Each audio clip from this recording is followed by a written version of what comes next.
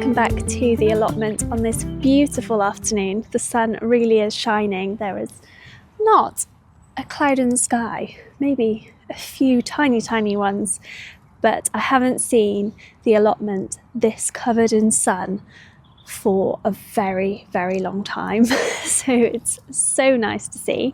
And today I've come down and I'd like to get a few big jobs done. One being mulching the cage area with the manure.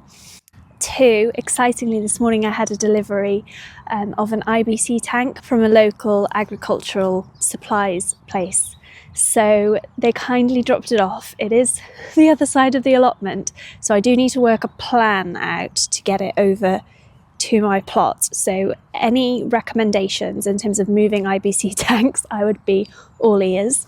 I'm very grateful for.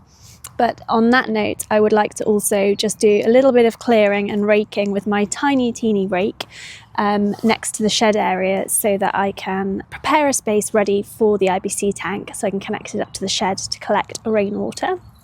Because you might already know, but we don't have mains supply water here, so the more water I can collect myself, the better. And whilst I'm at it in that area, we'll see how far I get, because I think I'm conscious that it's quite a lot of manual work today, but I would also like to just flatten out that whole area down the side there, because I hope to plant squashes and pumpkins along that side this year. So without further ado, let's have a little look at the allotment and get shoveling, I think, is the first job on the list.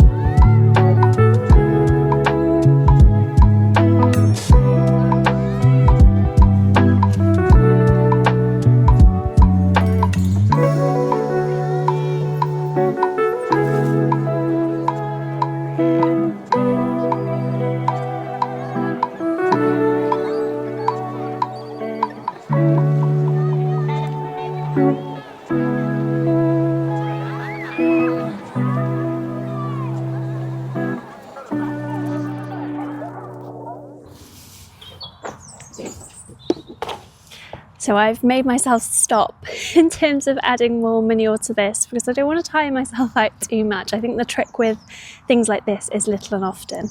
So I've done all down there and the majority of the bed. There's a couple of onions and things down at the bottom, so I just need to be careful to move around those with the manure. So I'm going to stop there. I've done a tiny bit there, and we'll carry on next time.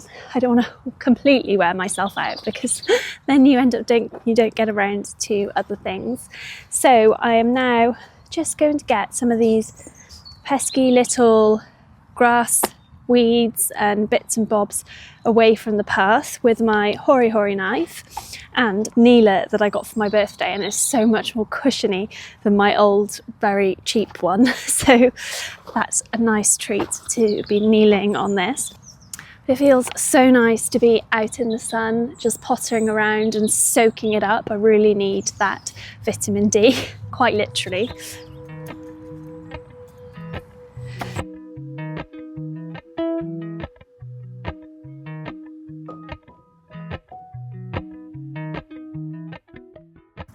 Oh wow, this hori knife is a game changer in terms of weeding. It's making it a lot easier. It's just so sharp. It has a real serrated side here and then just a sharp blade there, so you can really get in and under without disturbing the soil too much. Golden things.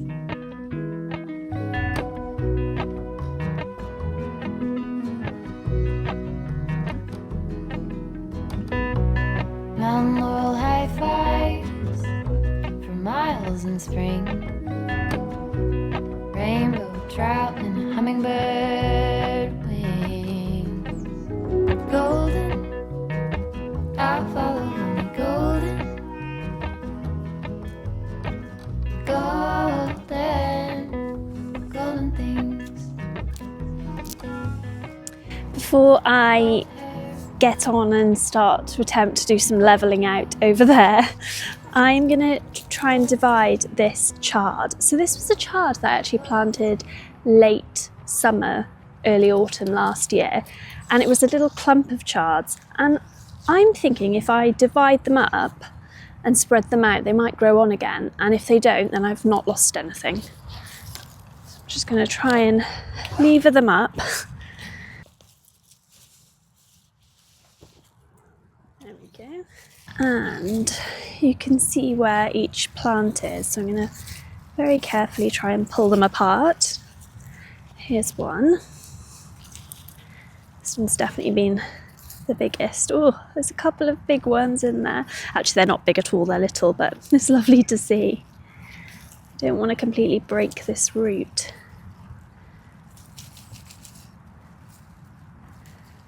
That one has definitely got a big root. Okay, so hopefully I have snapped that off, so hopefully it doesn't damage it too much. Take those lower leaves off and rehome it. I'll pop this one back in there.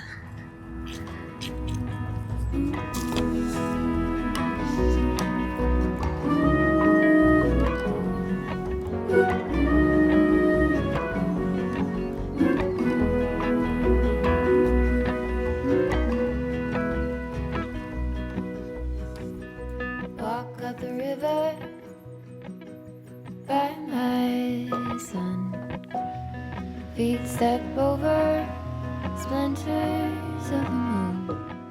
I've actually got another clump there and 3 huge clumps over there. Oh, and another one there. So I've probably actually got about 100 chards across the plot, which might be a little bit excessive.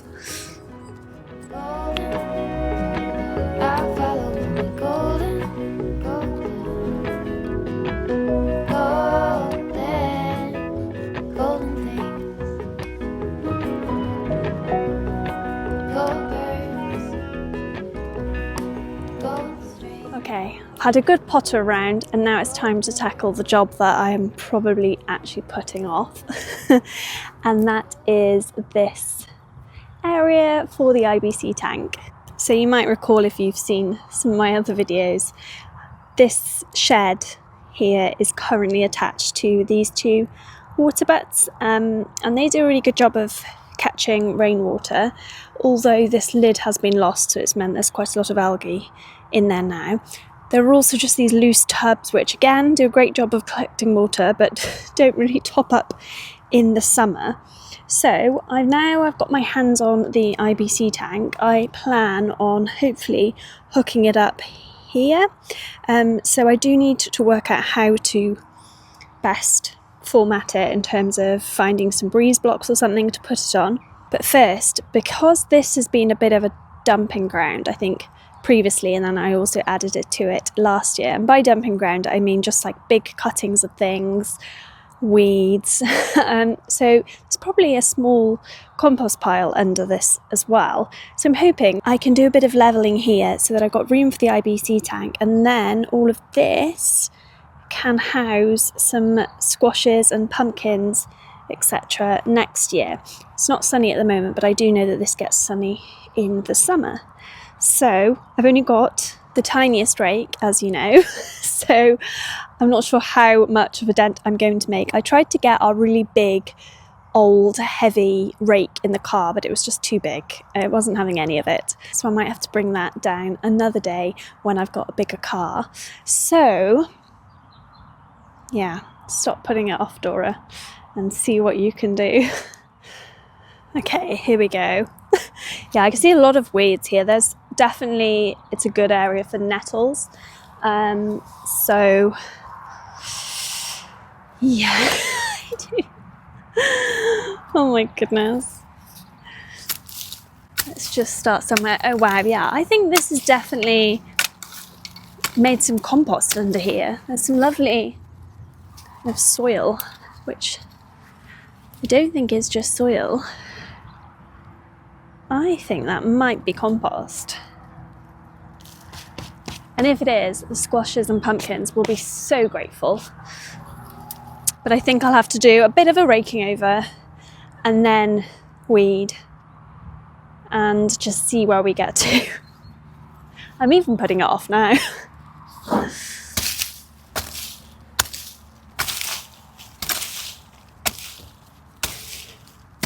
There's a lot of nettle roots here, which are going to have to come up.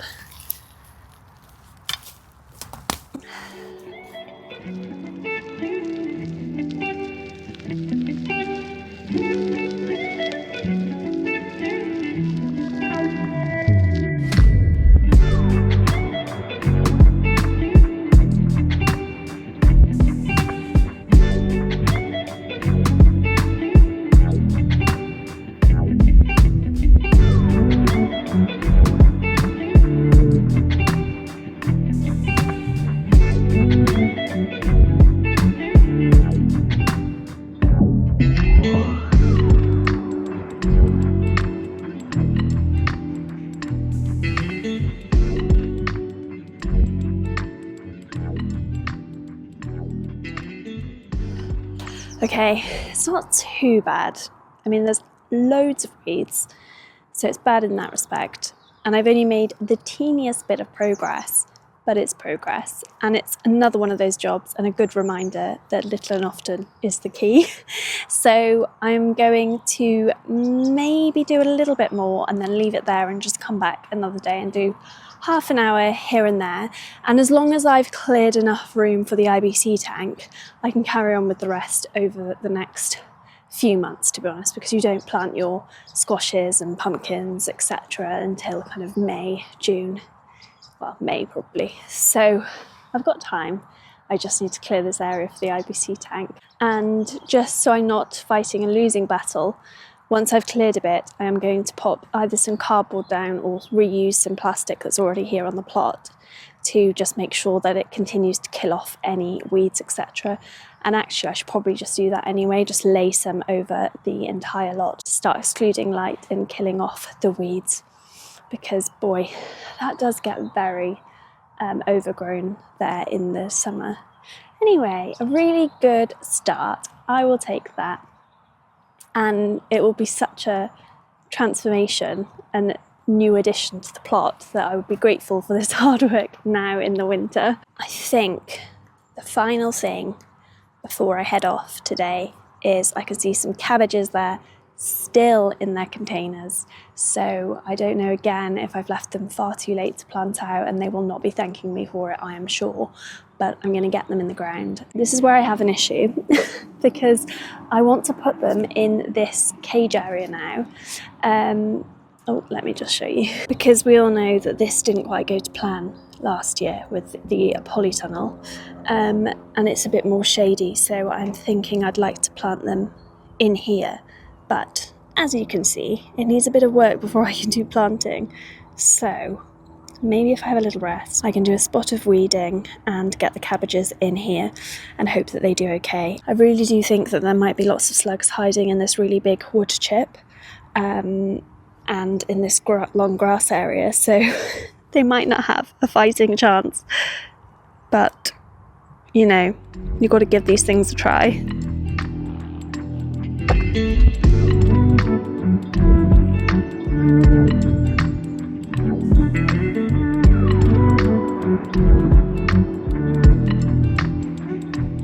Classic for anyone, I imagine, who has an allotment or a garden is that you can't quite just sit still and not see something. And I'm not going to do anything extra, but I was just admiring the rhubarb. So I planted this rhubarb crown last year and I stupidly forced it, which means popping a dark tub or something over the top of it to exclude the light, because then it tries to grow a lot quicker and you can get an earlier harvest. Now, you can only force rhubarb once every 3 years. So I've really done a silly thing there by forcing it, because I couldn't even pick it last year anyway, and now I can't force it for an earlier harvest for another couple of years. But anyway, it's not a problem. I'm still looking forward to picking it, because I find it incredible that this crown only a month or so ago still had really big leaves everywhere here. They were dying off, but what that's done is already rotted into the ground to feed the crown for this year.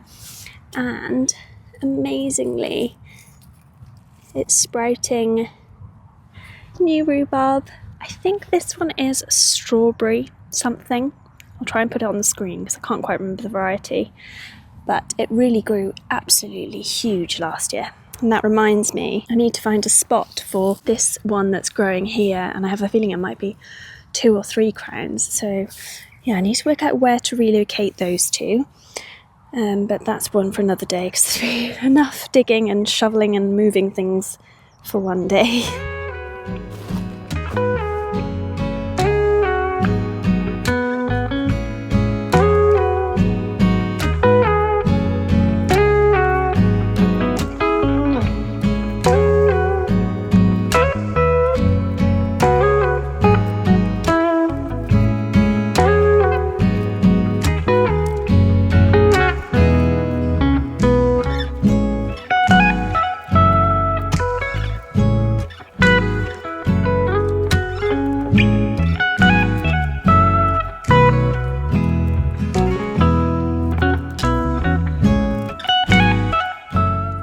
Okay, that cage area, it's far from perfect, but it's taken the edge off. I've definitely got a little bit more weeding to do, but I'm working on my done not perfect technique.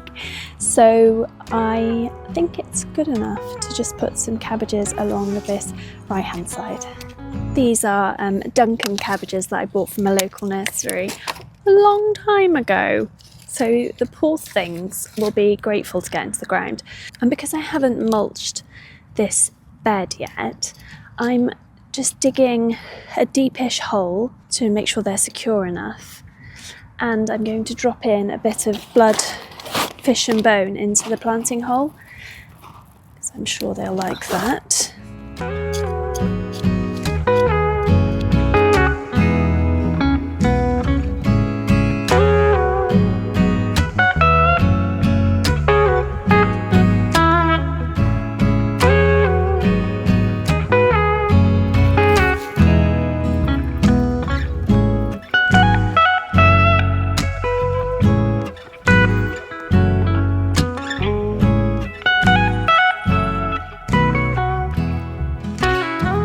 There we go, they're in. I was so close to not doing this today, but I'm very pleased that they're in.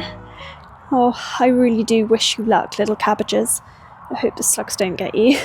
Oh, I'd say that's been a successful few hours at the allotment, and it's so good to be back down here now, and especially on a lovely day, if I haven't banged on enough about that.